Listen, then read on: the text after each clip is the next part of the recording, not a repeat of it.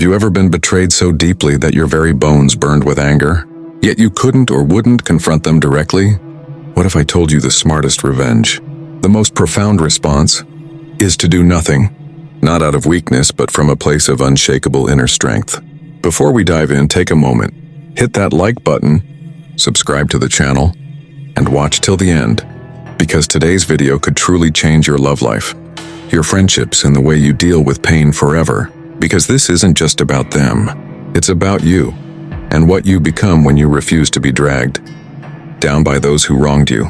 So let's explore the smartest way to destroy those who hurt you without saying a word, through the timeless wisdom of 10 powerful suggestions, inspired by Marcus Aurelius. Let me take you back to a cold Roman morning.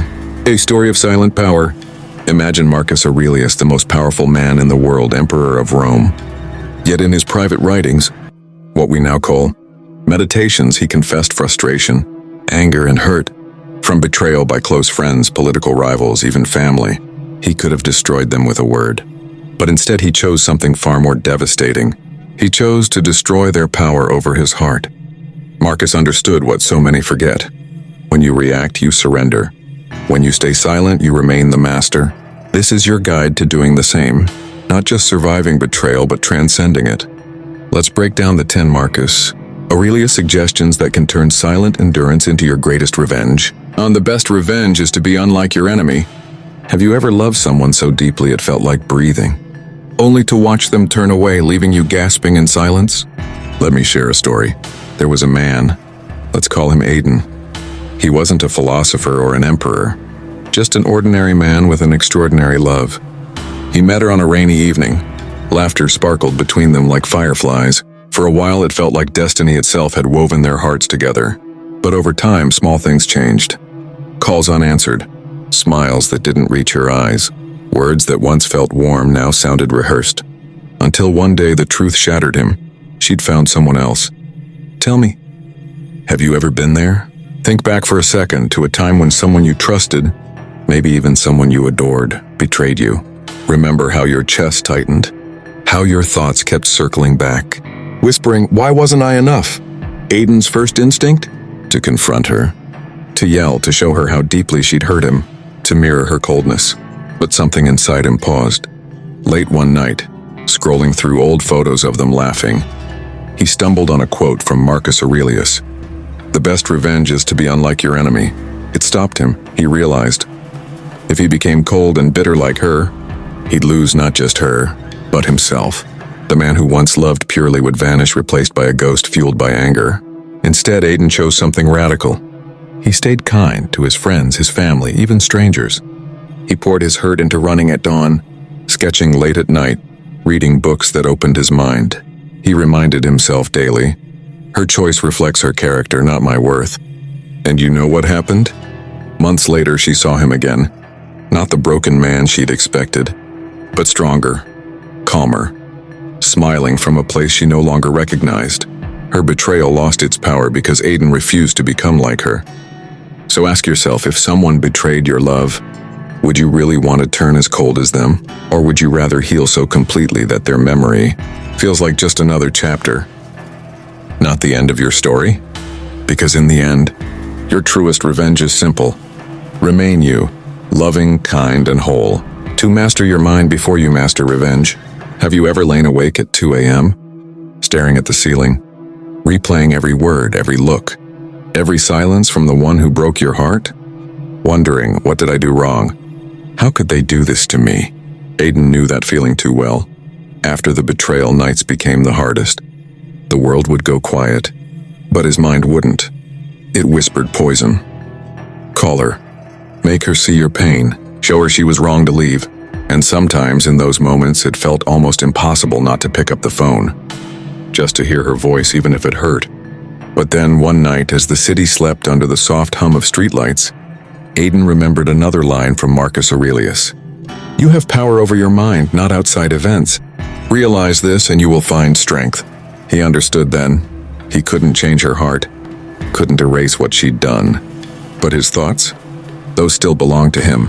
So he made a quiet promise. Every time his mind tried to replay the betrayal, he'd catch it, gently like holding a trembling bird, and ask himself, does this thought serve me? Or does it hurt me? Instead of imagining confrontations, he began to imagine himself healing. Laughing genuinely with old friends, running along empty morning streets, breath turning into mist, reading words that lit a spark in his soul, and slowly something changed. The late-night whispers of revenge lost their power. His chest felt lighter. His days grew quieter, not because she came back, but because his mind stopped chasing shadows. And maybe you've been there too, wanting so badly to prove to them how wrong they were. But here's the truth Aiden discovered. The real victory doesn't come from making them feel your pain. It comes from mastering the storm inside your head so deeply, so fully, that their memory drifts past you like a forgotten breeze. So next time your mind tempts you to relive old wounds, pause and ask yourself, am I feeding my pain or freeing my soul? Because as Aiden learned, the strongest revenge starts not with them, but within you. 3. Focus on becoming better, not bitter. Have you ever felt that sharp sting in your chest when you see someone you once loved laughing, moving on, living as if you never existed? Aiden felt it too. One morning, weeks after she left, he opened his phone to see a photo of her with someone new. Their smiles were bright, untouched by the storm that still raged inside him. In that moment, bitterness clawed at his heart. Part of him wanted to post something too, anything to prove he was fine. Another part whispered darker thoughts. Let her see your anger. Show her she can't just forget you. But then he remembered another quiet wisdom from Marcus Aurelius. Waste no more time arguing what a good man should be one. And Aiden paused. What if instead of trying to show her his pain, he used that pain to rebuild himself? So he began small. He dug out his old running shoes covered in dust. The first run nearly broke him, lungs burning, legs shaking, but the sunrise that morning felt like hope. He reopened books he'd left half read, finding lines that felt written just for his wounds. He reached out to an old friend, someone he'd drifted away from while wrapped up in love, and they talked late into the night about life, heartbreak, and healing. Each choice was simple. Let bitterness keep him prisoner, or step forward even when it hurt. And slowly he realized, becoming better isn't about proving anything to them. It's about proving something to yourself, that their betrayal doesn't define the person you wake up as tomorrow. So let me ask you, who would you rather be remembered as? The person who let pain turn their heart cold, or the person who turned pain into fuel, building something new, something beautiful? Aiden's healing didn't come because she saw his progress. It came because he saw it. Because in the end, the most silent, devastating answer you can give those who hurt you isn't hate. It's your quiet transformation. It's the day they look back and realize they left behind someone who only grew stronger, keener, and more alive. So don't become bitter.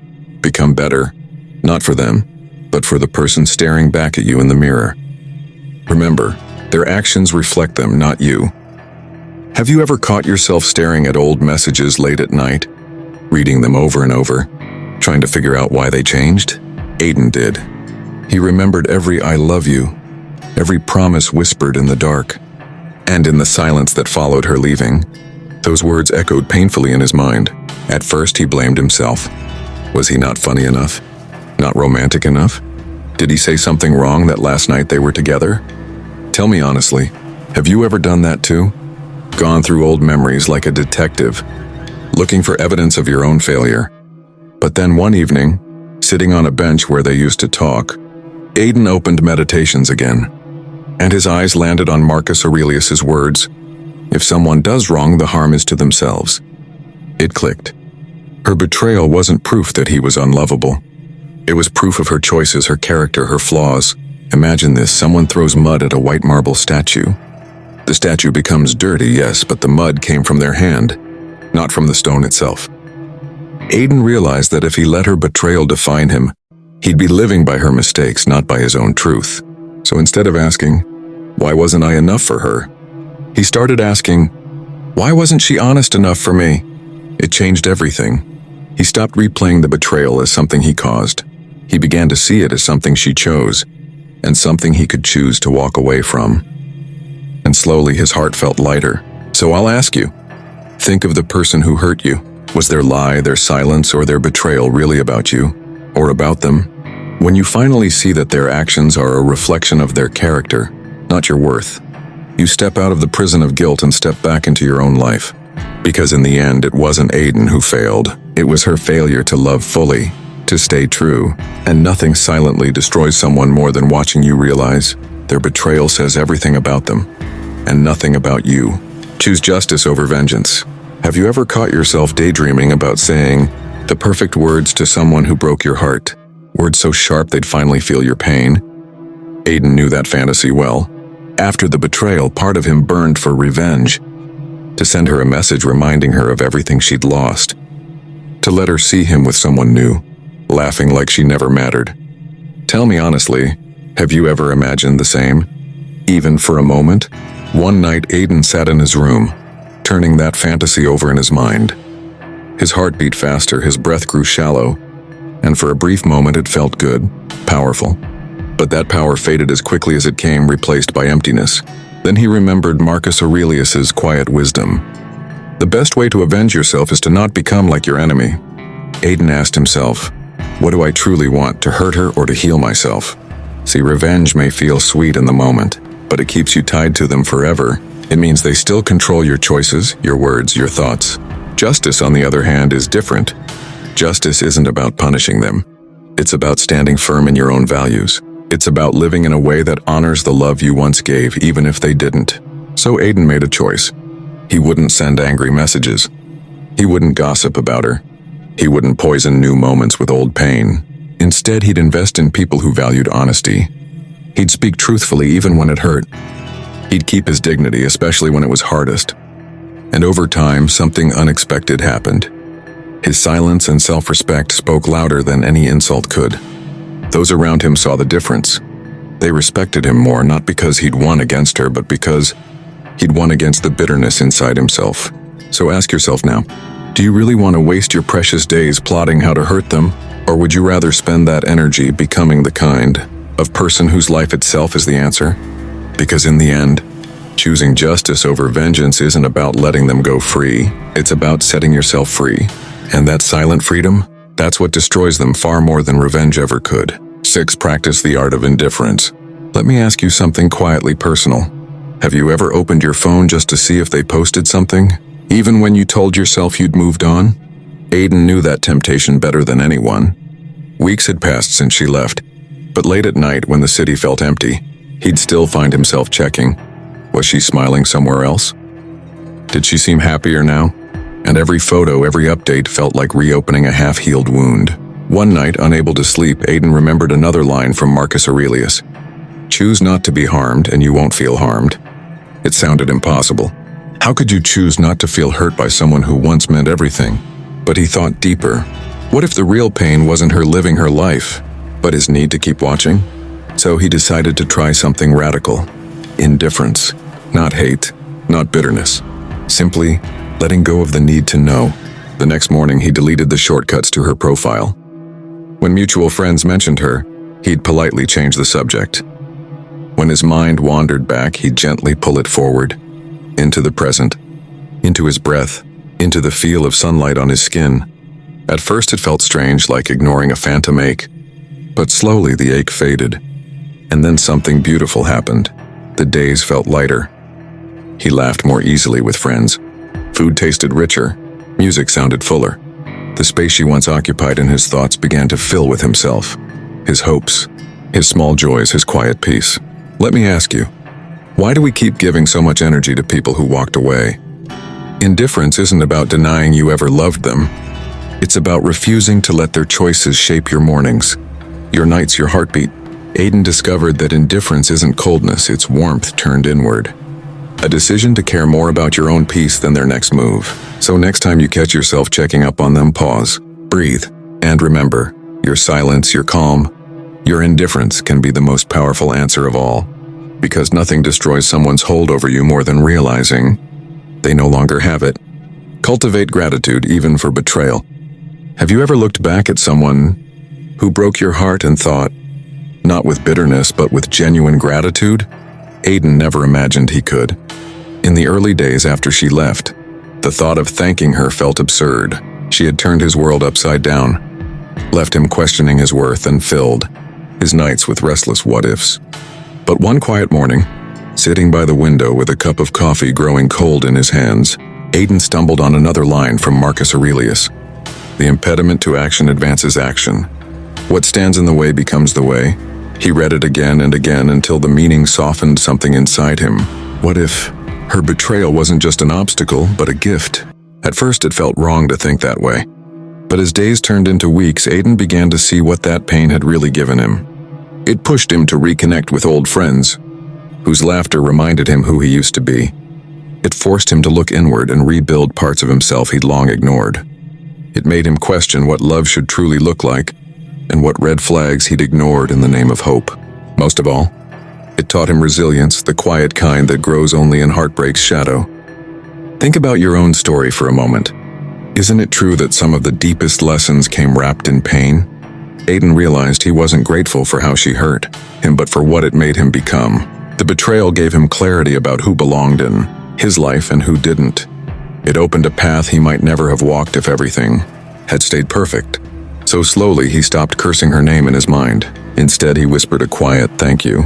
Not because she deserved it, but because he did. Because gratitude isn't about approving what happened. It's about freeing your heart from the weight of blame and turning that wound into wisdom. And here's what Aidan discovered, and maybe you will too. When you can say thank you even to betrayal, you become untouchable. Because then every hurt becomes a teacher, and every ending a beginning. 8. Reflect daily. Don't react daily. When was the last time you sat quietly at the end of the day, really sat and asked yourself, where did I lose myself today? Where did I find myself again? Aidan hadn't done that before. In the first days after she left, every message, every memory felt like a spark on dry grass, igniting anger, regret, or longing. His heart would race, thumbs hovering over his phone, ready to react, a text, a late-night call, a story posted just so she'd see. But those moments always ended the same way, silence from her, and emptiness inside him. Then one night, Aidan remembered how Marcus Aurelius wrote his meditations, quietly, alone, reflecting rather than reacting. Inspired, Aidan started a small nightly ritual. At the end of each day, he'd light a single candle, sit by his window, and write in a worn notebook, where did my anger control me today? Where did I keep my calm? What can I do better tomorrow? Some nights he'd write about almost texting her and why he stopped. Other nights about how a friend's kindness reminded him he was still loved. This simple habit changed everything. Instead of his pain erupting outward, it softened inward, turning into insight. Instead of being driven by reaction, he began to be guided by reflection. And slowly, those late-night urges to prove something to her grew quieter. His mind felt clearer, his heart steadier. So let me ask you now as you watch this, what if tonight you put your phone aside and wrote just for yourself? Not for her to see, not for anyone to judge, just an honest whisper from you to you. Because reflection isn't weakness, it's strength disguised as softness. Marcus knew it, and Aidan discovered it too. When you reflect daily, you become the author of your story, not a character trapped by someone else's choices. And when the day comes that they look back at you hoping for a reaction, all they'll see is your calm, thoughtful silence. And that silence will speak louder than any reply ever could. 9. Guard your purpose like a fortress. When was the last time you remembered what truly mattered to you outside of them? Aidan spent months after she left asking himself, what could I have done differently? Could I have been more romantic? Funnier, stronger? All his energy, all his thoughts, revolved around her absence until the man he once was felt like a fading shadow. Then one morning he read Marcus Aurelius's reminder. At dawn, when you have trouble getting out of bed, tell yourself, I have to go to work as a human being. It struck him like lightning. Before her, Aidan had dreams, sketches half finished, a novel he wanted to write, places he hoped to travel, a quiet purpose that had always lived in him, now buried under heartbreak. So he made a promise to himself to guard that purpose like a fortress, not out of spite for her, but out of loyalty to the man he still was inside. He set his alarm earlier. In the quiet of dawn, he returned to his art. At night, instead of scrolling through her life, he added pages to his novel. Some days it hurt because he wanted to share those small victories with her. But even then, each word, each sketch became a brick in rebuilding the walls of his own identity. and slowly he realized something powerful. She had left, but his purpose had never left him. Let me ask you gently, what was your dream before they walked into your life? And what would it mean to return to it not as an escape, but as a way to remember who you are? Because love can be beautiful, but your purpose is eternal. And nothing destroys someone's hold over you more than living so fully, so passionately that they become a footnote, not the story itself. Aiden discovered that when you guard your purpose, heartbreak loses its crown over your days. In the end, your greatest answer to betrayal isn't silence alone, it's building something so meaningful that their absence becomes irrelevant. And that fortress, no one can break it but you. Embrace the shortness of life. Have you ever stopped and truly felt how fragile, how fleeting life really is? Aiden hadn't, at least not before she left. In those long weeks after the betrayal, every hour felt endless. His mind lived in yesterday's regrets and tomorrow's what-ifs. Nights blurred into dawn and mornings felt heavy with memories of a love now gone. Then one evening, sitting alone by the window as twilight softened the world, he opened Meditations again and read Marcus Aurelius's words. You could leave life right now. Let that determine what you do, say, and think. At first, the thought chilled him, but then it humbled him. What if today, this quiet evening, this simple breath was all he truly had? Would he really want to waste it replaying her silence, crafting imaginary comebacks, or scrolling through her photos? Or would he rather use this fleeting time to become gentler, wiser, more present? So Aiden chose something small but brave. Every morning, he whispered to himself, life is short, make today count. And slowly everything changed. He stopped checking her social media.